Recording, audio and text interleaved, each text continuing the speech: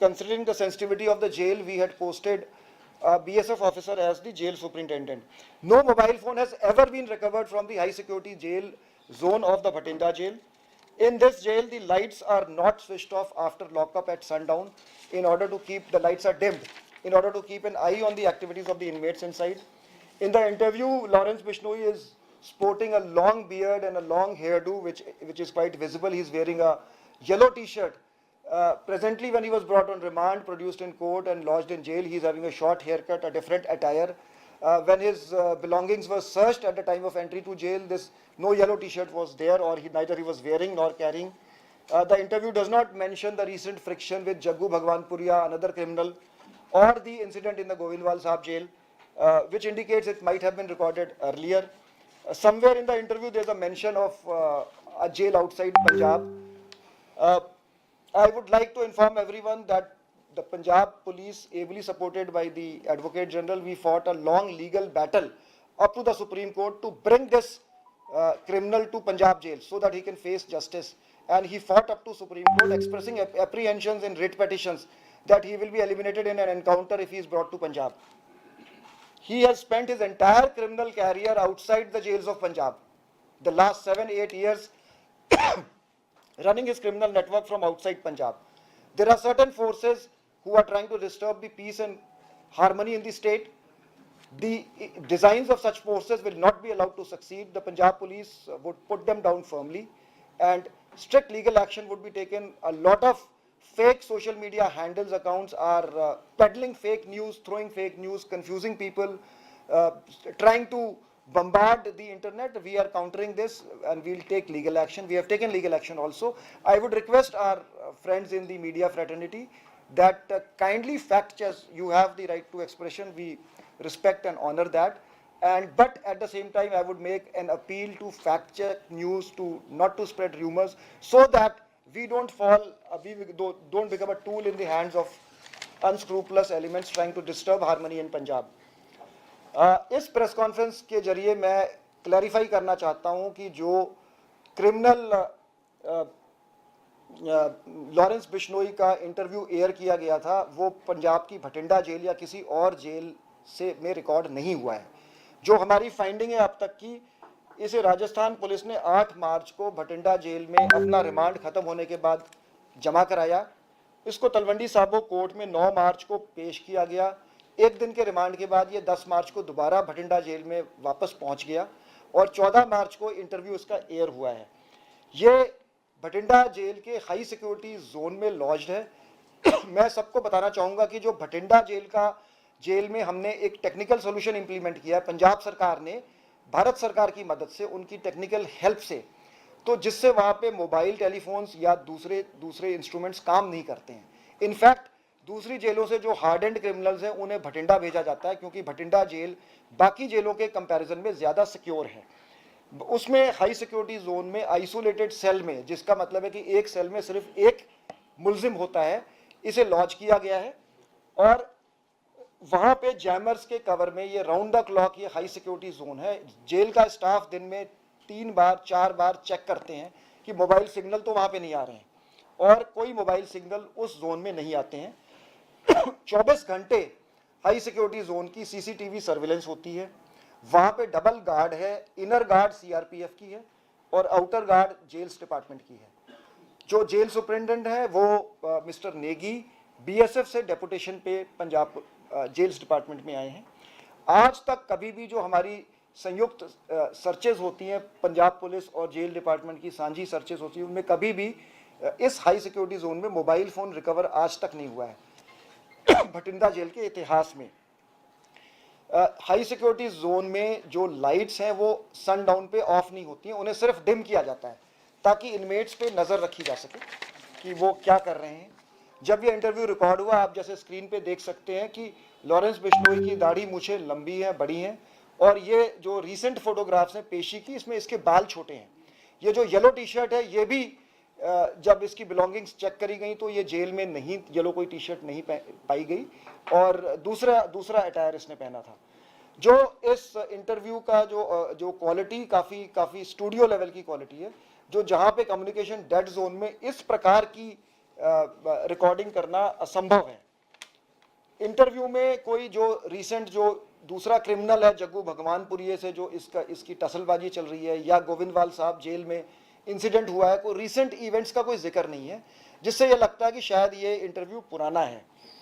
Interview में किसी दूसरी 30 मिनट 20 सेकंड के बाद किसी दूसरी जेल का भी जिक्र है।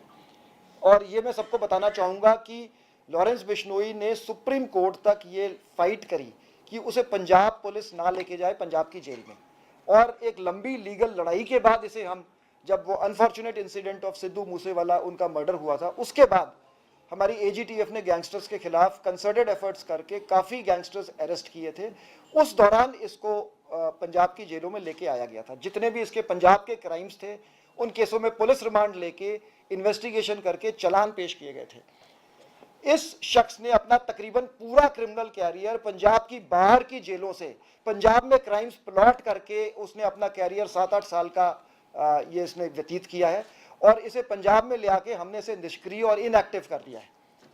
ये कुछ अंसरों की हमेशा से ये कोशिश रही है, जो हाल के दिनों में बढ़ गई है, कि पंजाब में अस्थिरता हो, इंस्टेबिलिटी हो, पीस और हार्मनी को डिस्टर्ब किया जाए। ये हम हरगिज़ नहीं होने देंगे। मैं सबके लिए इंफॉर्मेशन के लिए बताना चाहता हूँ कि G20 के इवेंट्स अमृतसर में पीसफुली चल रहे हैं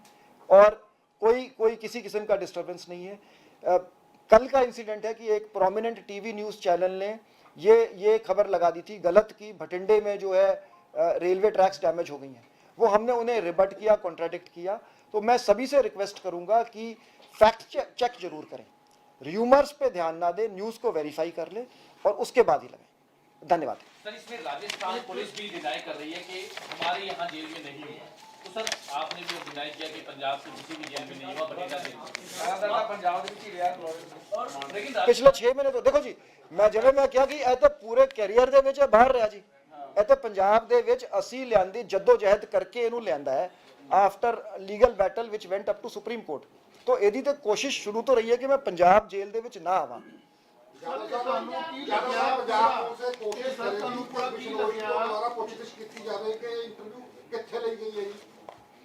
ਅਸੀਂ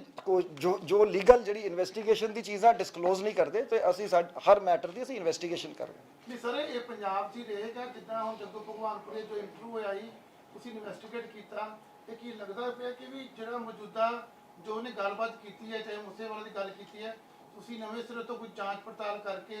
ਜਾਂ ਤੁਸੀਂ ਇਹ ਪੰਜਾਬ ਜੇਲ੍ਹਾਂ 'ਚ ਰਹੇਗਾ? ਕਿਉਂਕਿ ਅਕਸਰ ਇਹ ਗੱਲ ਚੱਲਦੀ ਸ਼ਾਇਦ ਨੂੰ ਬਾਹਰ ਸ਼ਿਫਟ ਕਰ ਦਿੱਤਾ ਜਾਵੇ, ਕਿਉਂਕਿ ਤੁਸੀਂ ਕਹਿੰਦੇ ਹਾਈ ਬਠਿੰਡਾ ਜੇਲ੍ਹ ਬੜੀ ਹਾਈ ਸਿਕਿਉਰਿਟੀ ਜੇਲ੍ਹ ਹੈਗੀ ਹੈ, ਥੋੜਾ ਜੀ ਮਤਲਬ ਇੱਥੇ ਰੱਖਾਂਗੇ ਜਾਂ ਬਾਹਰ ਨੂੰ ਕਿਤੇ ਲੈ ਕੇ ਜਾਵਾਂਗੇ ਜਾਂ ਦੁਬਾਰਾ ਕੇਸ ਸ਼ੁਰੂਆਤ ਨੂੰ? देखो जी, साड़ी ते मतलब एज एन इन्वेस्टिगेटिंग एजेंट, मतलब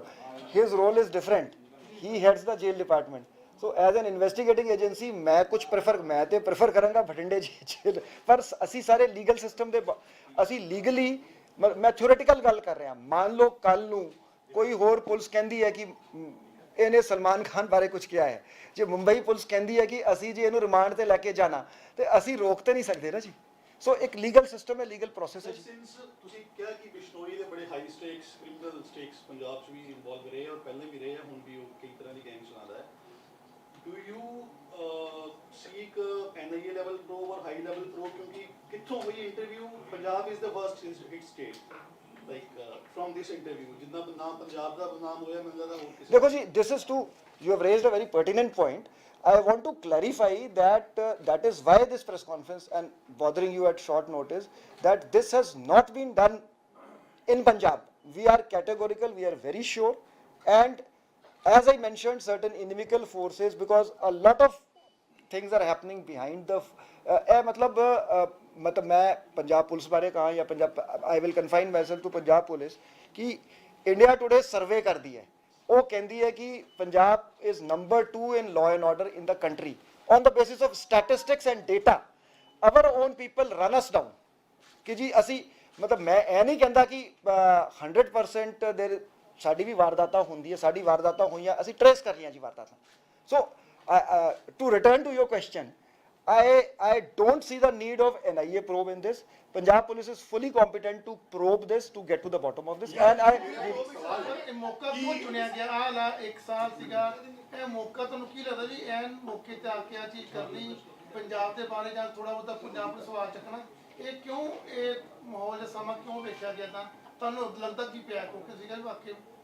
ਤੁਹਾਨੂੰ ਲੱਗਦਾ ਕੀ ਪਿਆ ਵੀ ਇਹ ਹੁਣ ਇਸ ਟਾਈਮ ਬੋਲਣਾ ਦੇਖੋ ਜੀ ਮੈਂ ਪਹਿਲੇ ਵੀ ਕਿਹਾ ਸੀਗਾ I think that was a TV and ਨਹੀਂ ਮੈਂ ਹੁਣ ਕਿਹਾ ਸੀ ਕਿ ਦੇਖੋ ਜੀ देयर आर ਮੈਨੀ ਕਿ ਸਾਡੀ ਜਿਹੜੀ ਜੀਓਪੋਲਿਟੀਕਲ ਸਿਚੁਏਸ਼ਨ ਹੈ ਉਹ ਸਾਡੇ ਹੱਥਾਂ 'ਚ ਨਹੀਂ ਹੈ ਇਨ ਦਾ ਸੈਂਸ ਕਿ ਜੇ ਕਸ਼ਮੀਰ ਦੇ ਵਿੱਚ ਇੰਟਰਨਲ ਸਿਕਿਉਰਿਟੀ ਸਿਨੈਰੀਓ ਇੰਪਰੂਵ ਹੋ ਰਿਹਾ ਜੇ ਪਾਕਿਸਤਾਨ ਦੇ ਵਿੱਚ ਪਾਕਿਸਤਾਨ ਦਾ ਆਰਮੀ ਚੀਫ ਚੇਂਜ ਹੋ ਗਿਆ ਜਿਹੜਾ ਆਈਐਸਆਈ ਦਾ ਫਾਰਮਰ ਚੀਫ ਸੀ ਉਹ ਪਾਕਿਸਤਾਨ ਦਾ ਆਰਮੀ ਚੀਫ ਹੈ ਜੇ ਸੋ ਇਸ ਤਰ੍ਹਾਂ ਦੇ ਸਟ੍ਰੈਟੇਜਿਕ ਡਿਸੀਜਨ ਅਸੀਂ ਇੱਕ ਬਾਰਡਰ ਸਟੇਟ ਹੈਗੇ ਸੋ ਜਿਹੜਾ ਸਾਡੇ ਬਾਰਡਰ ਸਟੇਟ ਦੇ ਵਿੱਚ ਜਿਹੜੇ ਫੈਕਟਰਸ ਦੂਜੇ ਜਿਹੜੇ across the border factors influence us but we have risen to the challenge देखो a lot of this मैं फिर कहूँगा मैं क्यों बार बार कि काफ़ी कुछ साडा सोशल मीडिया ते ही चलता है जे तुसी ग्राउंड ते जाओ वेखो रियलिटी कुछ होर है सच कुछ होर होंदा है मेरे दो सवाल है सर पहला सवाल ये है कि जिस चैनल ने इंटरव्यू कराया उसे चैनल ने ये गल कही कि ये पंजाब दी जेल का इंटरव्यू है पहली गल तो मतलब जिसने कीता वो क्लेम कर रहे कि ये पंजाब दी दूजा सर कि इस मामले दे विच चीफ सैकटरी ने एक इंक्वायरी मांग की है वो दोनों ते ही अपने आप देखो जी मैं I respect the press and respect the freedom of press so मैं इस करके प्रेस बारे मैं कुछ भी नहीं कहूँगा दूजी इंक्वायरी मैं टूर कर रहा सीगा मैं आई वॉज इन अमृतसर मैं कोई चीफ सैकटरी की कोई चिट्ठी नहीं देखी है सो देखी जाओगी it is so I will deal with it when I see it थोड़ा प्लीज क्लैरिफाई कर दो कि ਤੁਸੀਂ you are going to register an FIR ਔਰ ਕਿਸ ਤਰ੍ਹਾਂ ਦੀ ਇਨਕੁਆਇਰੀ ਕੁਝ ਥੋੜਾ ਪਲੀਜ਼ ਕਲੈਰੀਫਾਈ ਥੋੜਾ ਕਨਵੇ ਨਹੀਂ ਹੋਇਆ करना देखो जी परव्यू तो इन्हां दा हैगा जी jails department is fully competent jails department is already seized of the matter and we are there to support him Shekhar Sahib ਤੁਸੀਂ ਦੱਸੋ ਸਰ ਜੋ ਹਾਲਾਤ ਨੇ ਮੌਜੂਦਾ ਜੇ ਮੇਰੇ ਕਲੀਗ ਨੇ ਸਵਾਲ ਪੁੱਛਿਆ ਇਹ ਕੀ ਤੁਸੀਂ ਕਰੋ ਕਿਉਂਕਿ ਜੇਲ੍ਹ ਤੇ ਸਵਾਲ ਚੱਕਿਆ ਔਰ ਬਕਾਰਾ ਬਾਤ नहीं मैं पता बाजवा साहब देखो मैं ताई इनफैक्ट ना रविंदर जी ने बड़ा इंपॉर्टेंट पॉइंट कि रियलिटी मैं तां जदों मैं ये सारी चीज़ां देखियां ना जी कि हाई सिक्योरिटी जोन है उत्थे लाइट्स डिम नहीं होंदी उत्थे सीआरपी जिहड़ा ऑफिसर जिहड़ा बीएसएफ तो डेपुटेशन ते इन्होंने लियांदा जी उत्थे सीआरपीएफ गार्ड करदी है सो मैं कहा जी just to clear the air I wanted to share this with you all yeah so these are hard facts yes ma'am जब इंटरव्यू स्टार्ट होगी और कहते ਤੁਸੀਂ ਮੈਨੂੰ ਜੇ ਸੰਪਰਕ ਕੀਤਾ ਜੇਲ੍ਹ ਦੇ ਵਿਚਕਾਰ ਉਹ ਕਹਿੰਦਾ ਕਿ ਮੈਂ ਕੁਝ ਚੀਜ਼ਾਂ ਸਾਹਮਣੇ ਰੱਖਣੀ ਸੀ ਉਹ ਕਹਿੰਦਾ ਜੇਲ੍ਹ ਦੇ ਵਿਚਕਾਰ ਤੁਸੀਂ ਮੇਰੇ ਨਾਲ ਕਿਵੇਂ ਗੱਲ ਕਰ ਸਕਦੇ ਹੋ ਕਹਿੰਦਾ ਲੂਪ ਪੋਲਸ ਨੇ ਅਗਰ ਕੋਈ ਵੀ ਚੀਜ਼ ਹੋਵੇਗੀ ਮੈਂ ਆਪ ਝੇਲ ਲਵਾਂਗਾ ਇਸ ਨੂੰ ਕਿਵੇਂ ਵੇਖਦੇ ਹੋ मैम ਅਸੀਂ ਸਾਰਾ ਨਾ ਜੀ they are ਐਗਜ਼ਾਮਿਨਿੰਗ the entire interview and ਦੇ ਮਤਲਬ they are professionals so basically ਪਤਾ ਜੀ ਮੈਂ ਹੁਣ ਮੈਂ ਤੇ ਆਪਣੇ ਕੰਮ ਤੇ ਕੰਮ ਰੱਖਣਾ तो कई बारी ना अगले कुछ वैसे भी कह देंगे मतलब बेसिकली तो it is a battle of wits कि ਤੁਸੀਂ जो आज बॉर्डर स्टेट है सर बॉर्डर स्टेट है ਸਾਡੇ ਕੋਲ ਨੈਟਵਰਕ ਬੜਾ ਤਗੜਾ ਵਾ ਅਸੀਂ ਸਾਡੇ ਜਿਹੜਾ ਧੱਬਾ ਲੱਗਿਆ ਹੈ ਉਹਨੂੰ ਕਦੋਂ ਤੱਕ ਲੋਕਾਂ ਸਾਹਮਣੇ ਰੱਖ ਦੇਵਾਂਗੇ ਜਿਹੜਾ ਧੱਬਾ ਲੱਗਿਆ फोटोग्राफ्स है इसमें फर्क है तो आप मतलब क्या डिनाई कर रहे हैं कि दूसरे व्यक्ति का किया गया है इंटरव्यू क्योंकि जिस तरह ये फोटो आप दिखा रहे हैं ये इंटरव्यू का फोटो है और जिस तरह नहीं जी मैंने तो बड़ा क्लियर कह रहा हूँ देखिए मैं बहुत लिमिटेड सा कह रहा हूँ बट विद स्पष्टता से कह रहा हूँ कि ये पंजाब की जेल में नहीं है और एक सोची समझी साजिश है पंजाब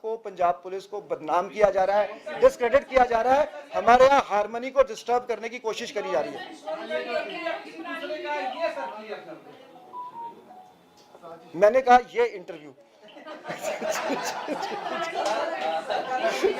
ਯਾਰ ਸਰ ਜਿਹੜਾ ਜਿੱਥੇ ਪੰਜਾਬ 'ਚ ਹੋਇਆ ਜਾਂ ਕਿਤੇ ਵੀ ਹੋਇਆ ਲੇਕਿਨ ਜਿਹੜੀ ਵੀ ਉਹਨੇ ਗੱਲ ਕਹੀ ਹੈ ਸਿੱਧੂ ਮੂਸੇਵਾਲੇ ਬਾਰੇ ਜਾਂ ਉਹਨਾਂ ਦੇ ਫਾਦਰ ਬਾਰੇ देखो जी मैं पॉलिटिकल गल कोई नहीं असी ते प्रोफेशनल हैगे so I never make any political comment ਇਹ ਮੇਰੀ ਡੋਮੇਨ ਨਹੀਂ ਹੈ ਜੀ ਮੈਂ ਉਹਦੇ ਕੰਟੈਂਟ ਬਾਰੇ ਮੈਂ ਕੋਈ ਕਮੈਂਟ ਨਹੀਂ ਕਰ ਸਕਦਾ ਐਕਸੈਪਟ ਦੈਟ ਮੈਂ ਇਹ ਕਹਾਂਗਾ ਦੇਖੋ ਬਹੁਤ ਅਨਫੋਰਚੂਨੇਟ ਇਨਸੀਡੈਂਟ ਸੀ ਸਾਨੂੰ ਸਾਰਿਆਂ ਨੂੰ ਬਹੁਤ ਦੁੱਖ ਹੋਇਆ ਅਸੀਂ ਬਹੁਤ ਤਤਪਰਤਾ ਸੇ ਅਸੀਂ ਕੇਸ ਨੂੰ ਇਨਵੈਸਟੀਗੇਟ ਕੀਤਾ ਹੈ ਅਸੀਂ ਹਰ ਮੁਲਜ਼ਮ ਨੂੰ ਸਜ਼ਾ ਕਰਾਵਾਂਗੇ ਜੀ ਇਸ ਦੇ ਵਿੱਚ ਸਾਇੰਟੀਫਿਕ ਐਵੀਡੈਂਸ ਹੈ लॉरेंस तो कुछ कुछ हो सकती है सर इस मामले में नहीं लोड मुताबिक जरूर होगी whatever is the need of the hour definitely sir इस मामले में क्लियर कर दो कि करना क्या है मतलब किस तरीके की इंक्वायरी होएगी पूरे मामले में अभी तक मीडिया इस चीज को क्लियर नहीं होया कि पुलिस करेगी क्या ਪੰਜਾਬ ਦਾ ਬਦਨਾਮ ਅਸੀਂ ਨਾ ਜੀ ਕਿ ਤੁਹਾਨੂੰ ਸਾਰਾ ਕੁਝ ਤੁਹਾਡੇ ਨਾਲ ਸ਼ੇਅਰ ਕਰਾਂਗੇ ਜੀ we will do it in a very transparent way this press conference is about Lawrence Bishnoi Purpose thank you